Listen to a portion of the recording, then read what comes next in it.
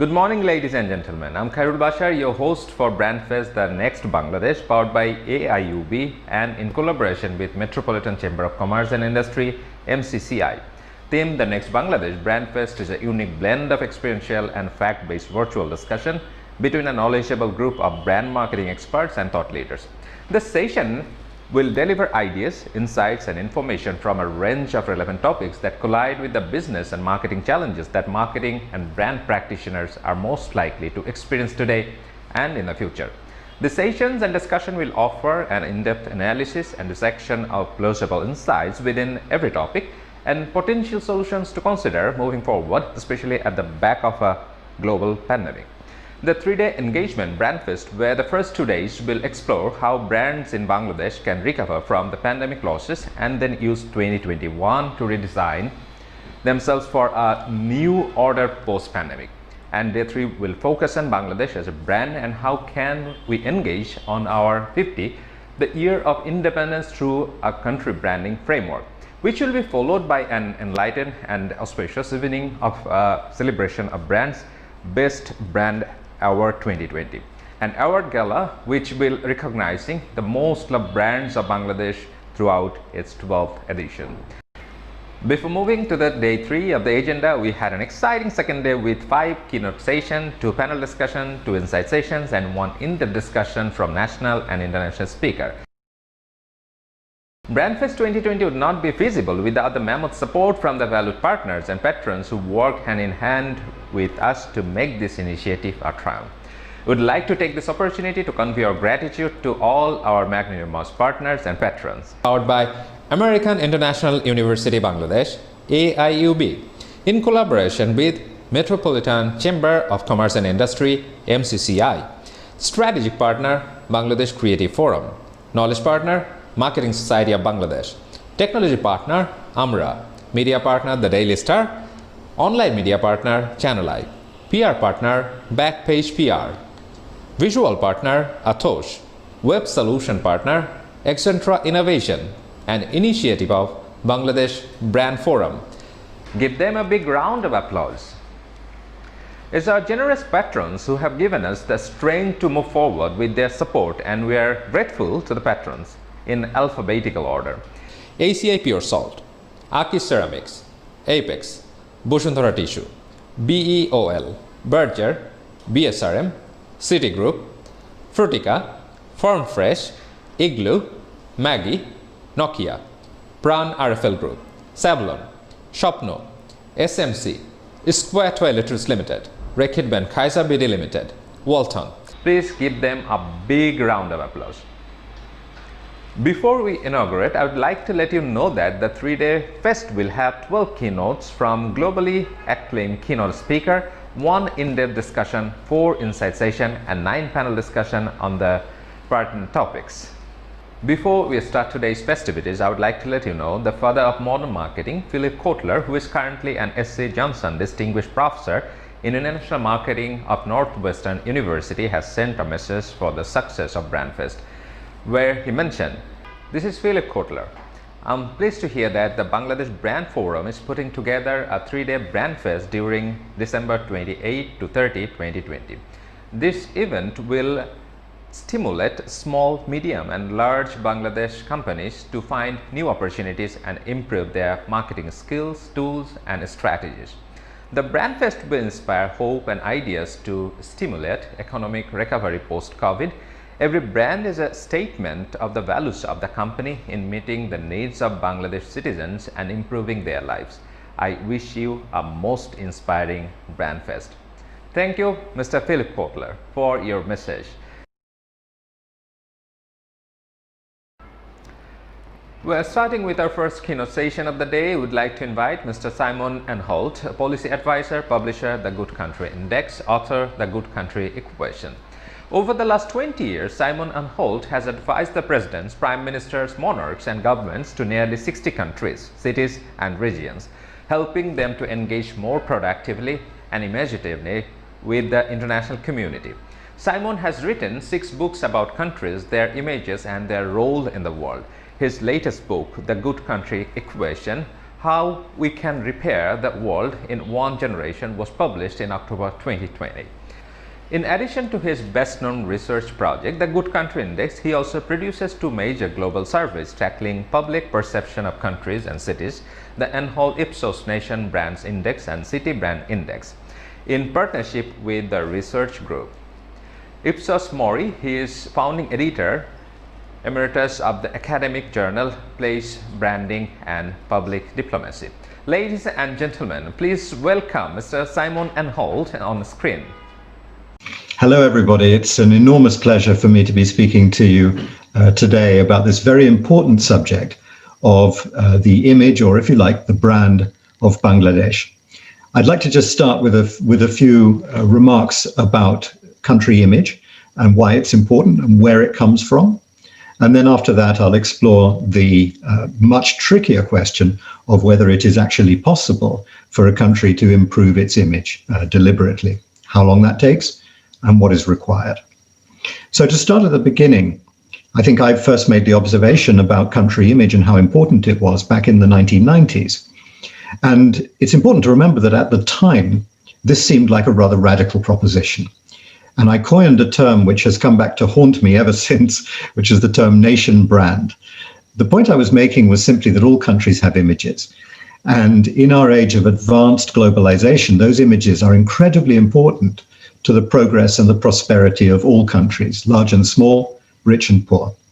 And to summarize what I said in the paper, basically I said that countries that have powerful and positive images find that everything is easy and everything is cheap.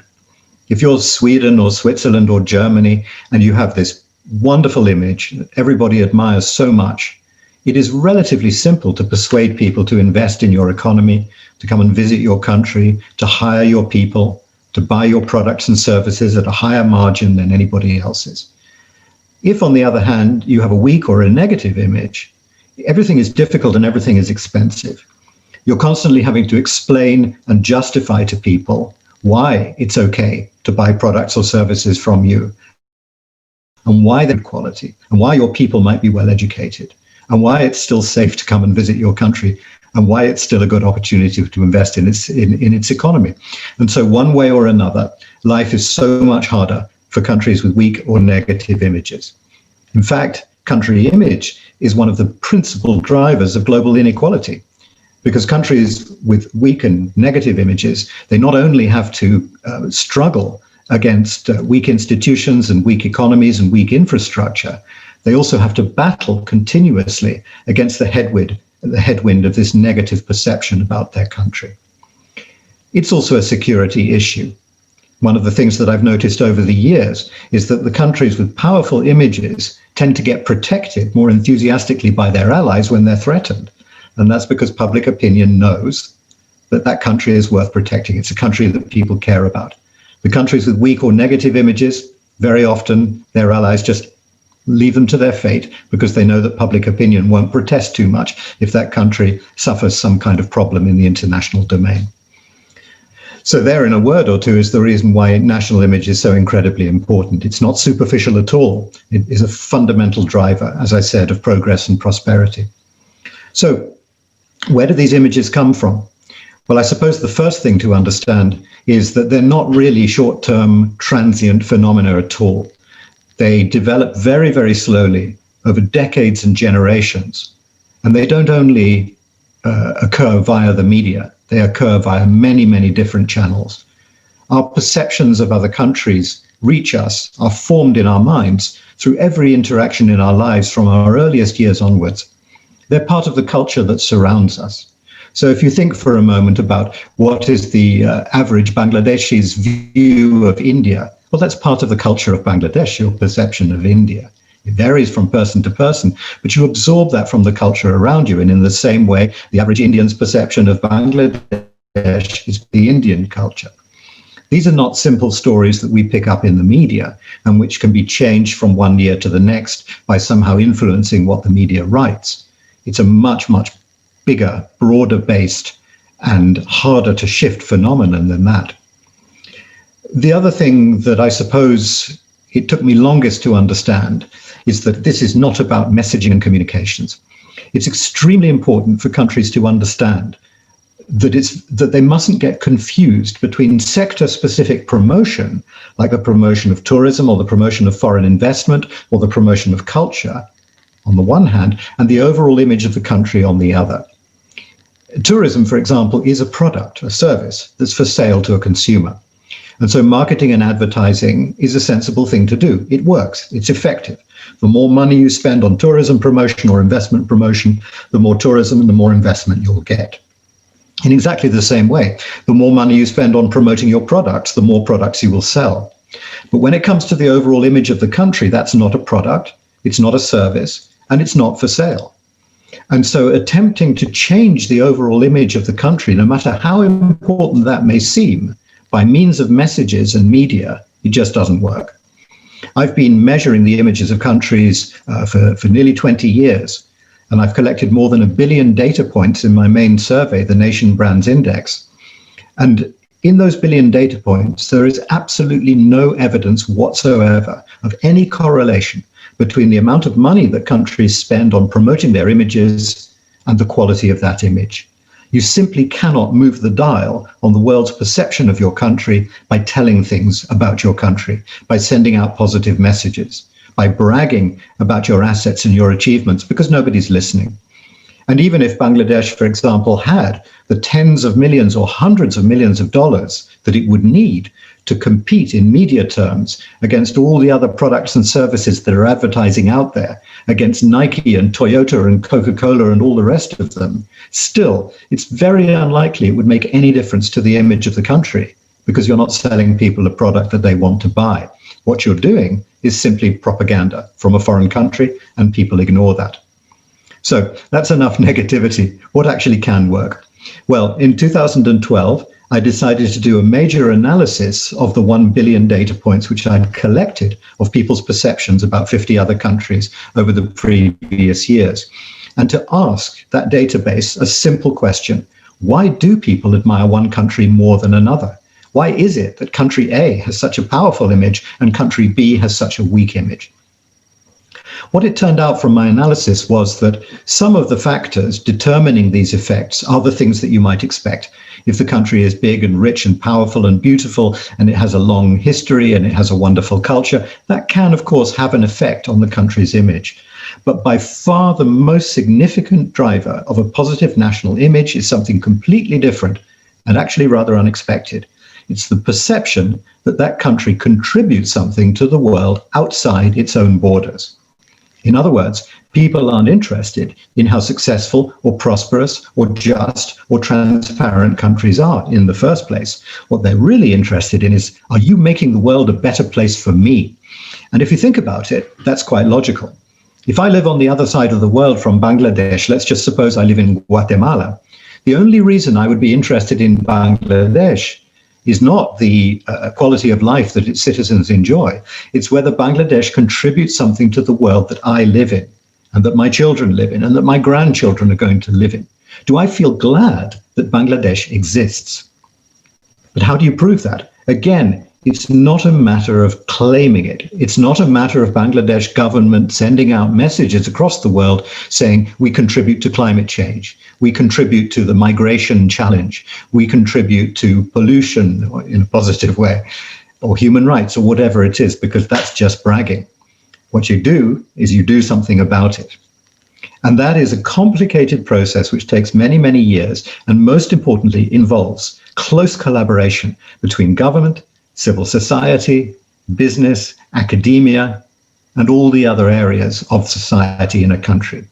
What a country needs to do if it wants to earn itself a better international image, and all of the benefits that come with that better image, is to get together and decide on a common strategy, a common vision for the country. This is about grand strategy. It's not about brand strategy. It's not trying to answer the question, what can we say to make ourselves more famous? It's trying to answer the question, what can we do to make ourselves more relevant? And the good news is, you don't have to be rich or powerful to be relevant to people around the world. Look at your near neighbor Bhutan, for example. Bhutan is a country with a tiny economy, really a very, very marginal player in all the conventional geostrategic senses.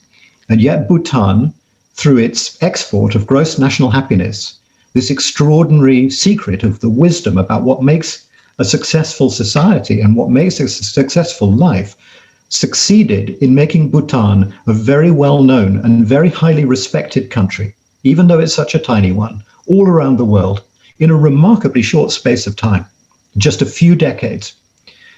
So I'm not suggesting for a moment that Bangladesh should copy Bhutan's example, because that in many ways is unique to Bhutan, and once you've done that, you can't do it again. But it is an illustration of how in the world we live in today, it's not about conventional hard power. It's not about the size of your economy. I've been running a study which is called the Good Country Index since 2014, which measures, using mostly UN statistics, how much each country on earth contributes to the world outside its own borders. And in the first edition, apart from the fact that Ireland, the Republic of Ireland, came top relative to the size of its economy, it was the country that contributed most to the world outside its own borders of all the 150, 160 countries measured. But also Kenya, for example, came into the top 30. And that proved to me a very important point, that this is not about the old-fashioned idea of rich countries giving spare money to poor countries. Of course, overseas economic development is still tremendously important. Of course, poverty and inequality is still a gigantic problem. But this is about so much more than just rich countries giving money to poor countries. This is about all the countries of the earth working together to contribute to a stabler, more prosperous, cleaner, more sustainable world for all of us. And all countries, no matter how rich or poor, no matter how large or small, can contribute to that in their own way. Ranking high in the Good Country Index is much more a matter of how effectively countries engage with the international community, how they take advantage of the fact that today globalization has made us all more interconnected, more interdependent than we ever were before. And over the last year, the pandemic has proved this to us perhaps more dramatically and in many ways more catastrophically than anything that's happened to us in a very long time. It's shown us very vividly how deeply connected all countries are and how absolutely essential it is that we all think outside our own borders.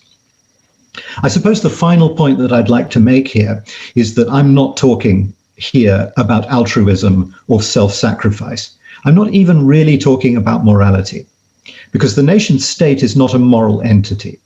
I've discovered myself as a policy advisor over the years, going to governments and asking them to be more moral is pretty much a waste of time. But there is clear self-interest in countries to behave in a more outward-looking, more sharing, more collaborative way.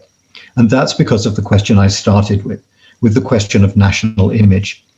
If a country works together with the international community and it plays its part in a kind of entrepreneurial, multilateralist way, working with a wide range of other countries to fight against the big challenges that face humanity today, it will earn itself a better reputation pretty quickly.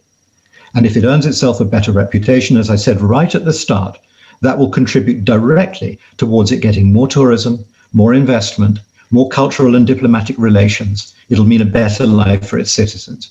So it is in the immediate, direct self-interest of countries to contribute more to the world outside their borders. But this is not incompatible with doing the right thing for their own citizens. There's a very common idea out there that the only countries that can really afford to think about the whole world, to think about gigantic global issues like climate change, are the ones that are rich, stable, peaceful, and prosperous enough to be able to take their eye off the ball domestically. This is a really dangerous and fundamentally mistaken idea. If countries wait until they believe that they're rich and stable enough to help the rest of the world, experience suggests that that time will never come. No country ever thinks it's rich enough to be able to take its eye off the ball.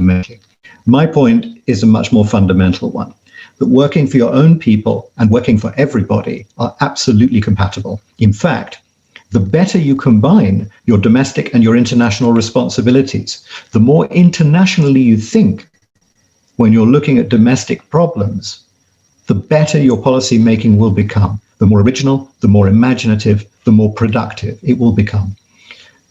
Many governments and many people seem to believe that doing something about climate change inevitably means slowing down your economic growth. They believe that anything you do that's good for your own people will inevitably be bad for other people somewhere in the world.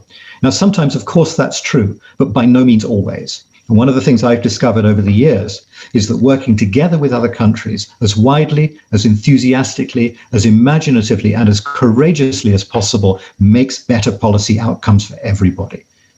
The gold standard of good governance for the 21st century is harmonizing domestic and international responsibilities. What we need to do today, if we want to solve all of the problems facing humanity, is to come up with a fundamental change in the culture of governance worldwide, from fundamentally competitive to fundamentally collaborative. And a country like Bangladesh, with all the problems and challenges it faces, is equally capable as any other country, of showing the way forward of doing that. Its business sector, its civil society are a really, really important part of the coalition that will demonstrate that. So I suppose if I had to summarize what I've just said in one short sentence, it is simply this: if you want to be admired, be admirable. Thank you very much. Thank you, Mr. Simon Anholt.